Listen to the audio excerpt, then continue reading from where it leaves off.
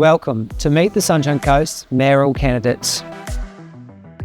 I'm the optimistic guy with the sceptical eye that has watched the council over the past 12 years borrow $450 million in the ratepayers' name and spend it on their what they regard as their special projects.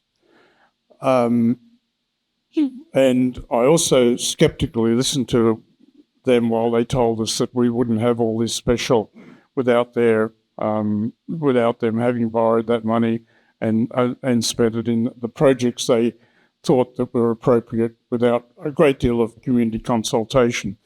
But I'm also an optimist, and I believe that this region has great potential as to be a place of prosperity, a place of enviable lifestyle, and a place where we can regenerate the environment that we've damaged somewhat. I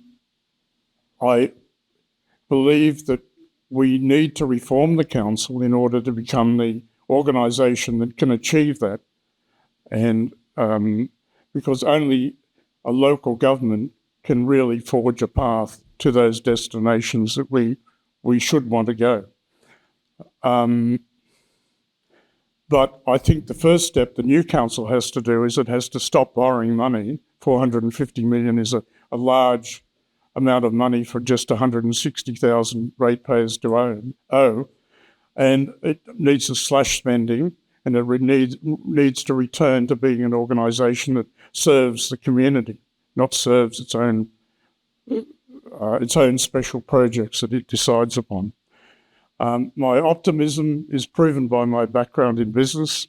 I have decades in business during which my wife and I grew a $1,000 startup into $12 million a year business enterprise in a very competitive business filled with ruthless multinational corporations, and we grew it into being one of the leading Australian-owned independent movie and distributors and wholesalers, and that indicates that business selects out the characteristics. However, the business selects out those characteristics of persistence and pragmatism, both of which the new council will need in good measure in order to deal with the obstacles that it will encounter.